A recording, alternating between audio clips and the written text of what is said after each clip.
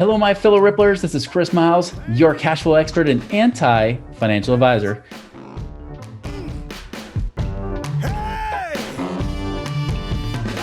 Guys, I'm welcoming you out to the show that's for you and about you. Those of you that work so freaking hard for your money, and you want your money to start working hard for you now.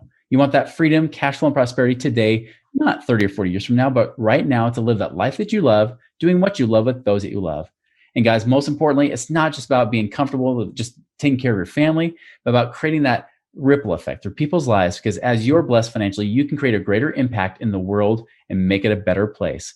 Guys, thank you for allowing me to create the ripple effect through you. Thank you for those of you who are binging. Shout out to those of you that have been joining us that were those, for example, that have come from like Entrepreneur on Fire. You're coming from a lot of these other real estate podcasts just joining us. Shout out to you guys specifically. And heck, even shout out to our friends in Japan. There's 2% of our listeners now in Japan. Can you believe that? Now, Tomomi will love that too. So in any case, just shout out to all you guys. As a reminder, check out our website, moneyripples.com. You can also subscribe to our podcast, on iTunes. Go give us a review. If you think we're awesome, tell us, just say what your favorite episode was. Say how you think we're awesome. If you think we suck, don't leave a review because I prefer not to have those on there. So thanks. Appreciate it. All right, so I got a special guest here. I've just mentioned Tomomi here. So Tomomi Itakura, right? Now, she is actually living in the Bay Area. I don't have a huge bio on her. This is not like the typical guest. This is probably one of the cooler guests you're going to get because this is actually somebody I've worked with personally one-on-one, someone who's a lot like you guys, but she's down the path a little bit further than what many of you are. And I'll tell you, I just talked to somebody recently where he has like $1 million of net worth tied up in properties, but he's only cash flowing and profiting about $30,000 a year. Tomomi's kicking the crap out of that guy, right? I mean, she's doing awesome. I've only been doing this for about a year, but I want her to kind of share her experience because I want her to talk about the journey while she's mid-journey on really becoming one of our, and she will be there soon, one of our 1,000 financially independent people by 2030. And so I wanted to bring her on. She's a designer, does a lot of cool things with architecture and design, and especially those of you who ever gone to museums and such, that's her specialty. So Tomomi, welcome to our show. Thanks, Chris. Great to be here. Yeah. So tell us a little bit about your background. Like, how are you, I don't want to say like, how are you raised? Were you spanked or anything? I don't want to talk about that sort of stuff, but I mean, talk about your family life, growing up, what even got you into the design world, and what even got you to where we've met up to about a year ago. Yeah. So I grew up in a Japanese family and, my dad worked really hard. He was an immigrant. He came from Japan, worked his ass off really, and was really successful as a small business owner. And I was raised to work really hard and go to good school, get a good job. But whether it was conscious or not, I think the mindset behind that was more about security. Mm-hmm. And I think that one thing that really changed since I started working with you, Chris, is this understanding of the difference between having a scarcity mindset and an abundance mindset. And I realize more and more now that the way that I grew up and the way that I saw the world was more based out of fear, which is kind of a scarcity way to go. So I was a saver, like I saved so well. And, in some ways it's great because it set me up to start working with you because I had all this equity that I could deploy to start, doing these strategies with you. But I really had to change that mindset and shift, moving out of, fear of losing everything to being more sort of okay with deploying money and making it move and focusing on cash flow more than accumulation. Yeah. I appreciate you saying that because I worked with a lot of different clients that were, raised in Asian family, whether they immigrated themselves or they're like second generation, but whether it's Japanese, Chinese, Korean, even sometimes Filipino, I get some of that too. Even I guess I would be more islander, but even then, like it's very common that there's a very, very staunch saver mentality, right? Like, I mean, you guys are like the best savers I've ever met in my entire life, it's not uncommon to see you guys saving like half your income, putting away into savings. And then you kind of become like asset rich and cash poor becomes a common thing because it's focused on accumulation, right? Right. Yeah. I mean, I felt like I was doing everything right, but there was a wall that I was hitting. Like I knew that there had to be something more than this. I started listening to different podcasts and looking at different websites and the path that I was on wasn't going to get me to where I needed to go. And, I didn't go into the doctor, lawyer, accountant type of professional path. I ended up in the arts, which is kind of I rebelled a little bit against my parents who probably wanted me to be a doctor or something, something that was a little bit more stable in terms of income. But what I'm so happy about now is I can be in the arts and I can have financial freedom. Like it's not a mutually exclusive thing. Like there's a path that looks that looks great and super hopeful, and it's possible. So I'm really stoked about that I can work in the arts and still have a pretty secure financial future. Yeah. Which like a year ago would have sounded impossible. Right. No, But, I agree. It's pretty great. Yeah. You were on the great saver path. Dave Ramsey would have been proud, Right. Yeah. I mean, there's no doubt, like, you were doing everything right, like by the book for any financial advisor or anybody else in that space. But, I know personally, like, you're like, okay, well, that's great, but now what?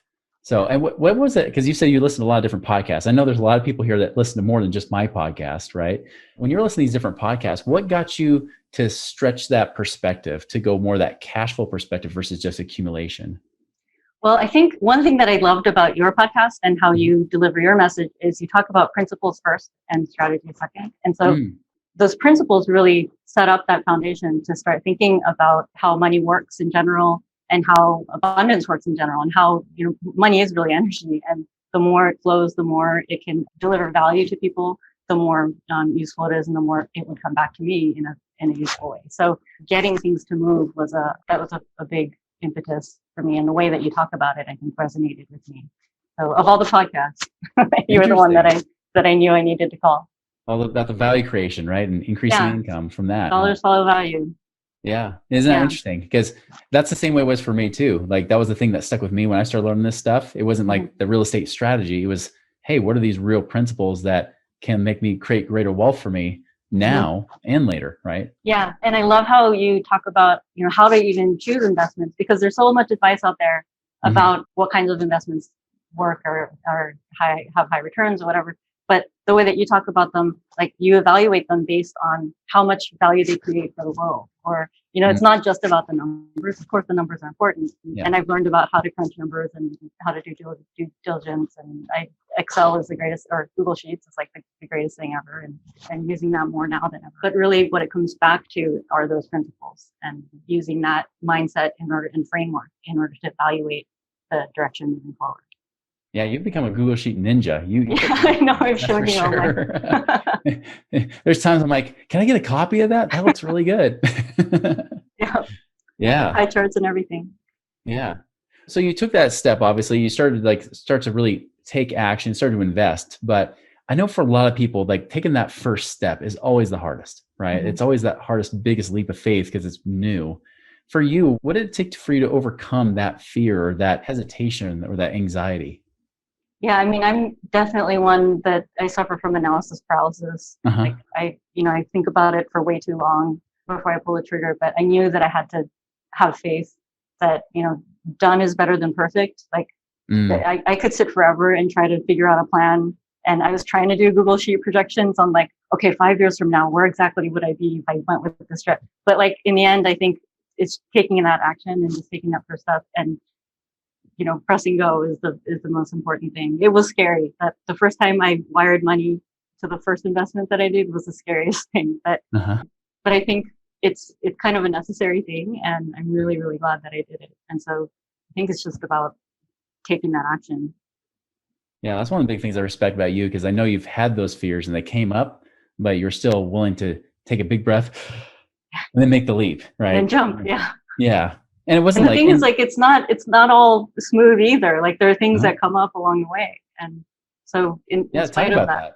Now, tell them the dirty, real truth, right? Like, because everybody's looking for passive income, and you have quote unquote passive income, but passive doesn't mean that it's just always, rainbows and fancy unicorns, right? Exactly. Well, it's definitely, everything that I'm doing now is so much better than the way that I was doing it before. But you're right. I think especially with, like, turnkey, they call it turnkey, but it's not really turnkey. And I know, like, I work with RP Capital, and they're fantastic. Like, Heather's been so helpful in guiding me in the process. But of course, there's stuff that comes up that they can't predict, that I wouldn't have been able to predict. Mortgage rates, who knows? Like, when I started this process, mortgage rates were way down, and they keep going up. But I'm trying to sort of understand why that is, and learning how to be okay with things that I can't control, and looking at the big picture. But yeah, there's stuff like, there was an HOA that I didn't know about, that after buying the property, you find out certain things, or there are things that break. Like, I think I owned one of them for maybe less than a month before I, got a call about the floor flooding. The tenant's stuff got flooded in the floor of the unit, and it's that kind of stuff is scary. But I think I knew to expect something. Like I knew that it wasn't going to be like completely set it and forget it. It's just I have to be careful not to get too paranoid about trying to be able to predict things, because you can't, and you just kind of take them as they come, and the numbers work out in the end, so it's okay. And I think if you spread out investments among enough things, like even if nothing bad is gonna happen in all of them at the same time, and so that makes it easier to deal with, I think, psychologically. Yeah, it's true. I can see, especially if you're doing turnkeys. At first, I wasn't sure why this was the case, because when I heard it from experienced people, they'd say, yeah, when you buy turnkeys, buy more than one, right? Mm-hmm. I was like, well, why would you do that? And then as I've gained my own experience, right, and you have as well, it's like, oh, okay, I need more than one, because what if that first one you buy, something goes wrong and it's like a headache, or maybe it's something with lending, or it's something like you said, like you have to go and make a claim on the homeowner's insurance or whatever it might be, or the home warranty, and then you're like, oh, this is such a pain. If that were your only experience, you think everything's like everything is a pain. I know. Yep. And it's so easy to start thinking that way. Like, this is awesome. It's easy. Nothing some that happens. Are like super high ROI, and some that are like a little bit less cash flow than I was anticipating, but that's the way it goes. And if anything, like the velocity of money principle is keeping me going. Like everything is moving, everything's flowing. It flows out, but it'll fall back in. It's okay. Yeah.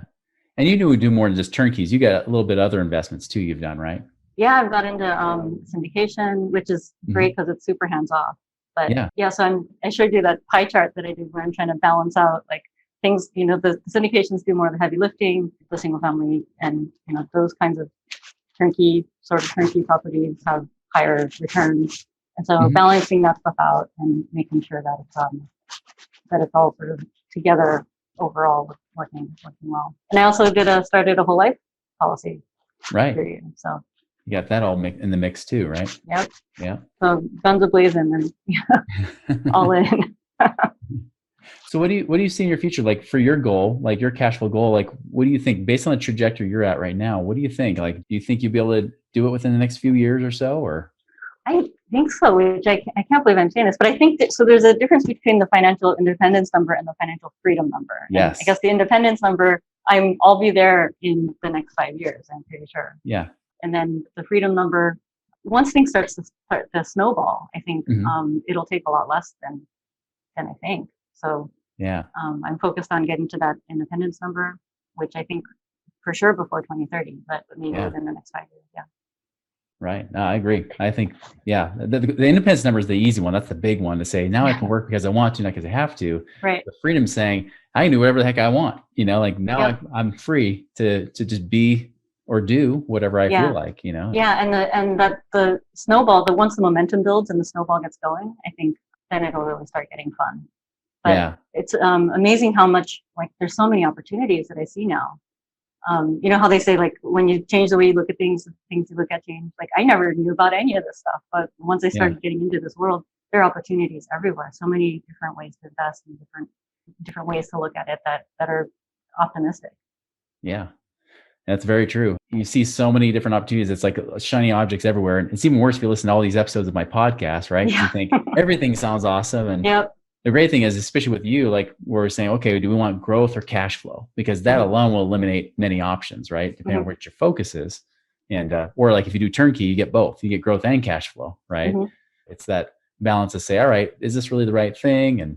And as a disclaimer, anybody, if you hear us talk about turnkeys or syndications or anything, or you hear a guest on our show, it does not mean that we're saying you should go and invest with these people, right? Just because they might have an awesome story doesn't mean that they have an awesome investment, and vice versa. They might be boring as heck, but they might have the best investment in the world. There's plenty of those people too. So just to put our little disclaimer out there for sure. But Tomomi, I think I love is that you've got that trajectory where, I mean, you're at the point where the way you've been saving, especially the cash flow you have coming in, plus what you're already saving before, you're at the point where about every few months you could be making an investment. Like you could do a new investment or a new syndication. And that to me is exciting because usually most people, they'll get to the point where the cash flow is coming in, but it might be a year before they can do their next deal. And so it's like watching grass grow. It's kind of a slow, patient process. But you've kind of got past that little hurdle now. And now you're kind of getting that acceleration process where you're starting to see it build faster, aren't you?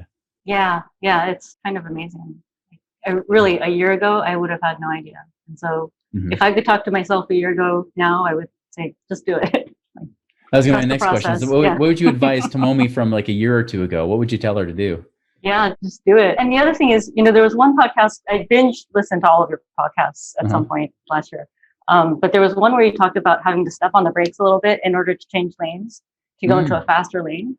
Yeah. And that message really resonated with me, because it is, sometimes you do have to step on the brakes and you feel like, because I've been in limbo for a little while. Like I've had little periods of limbo here and there over the last year, whether I'm waiting for a property to sell so that I can free up some equity, or, I have funds tied up in a retirement account that I'm still trying to decide what to do with. So, I get all antsy about it because, well, that money's not doing anything, or like I could be earning interest somewhere else or whatever. But really, sometimes, I have to be okay with stepping on the brakes, slowing down, and feeling like I'm taking a loss in order to move to the faster lane, where then I could really step on the gas and move way farther ahead than I would have if I stayed where I was. So.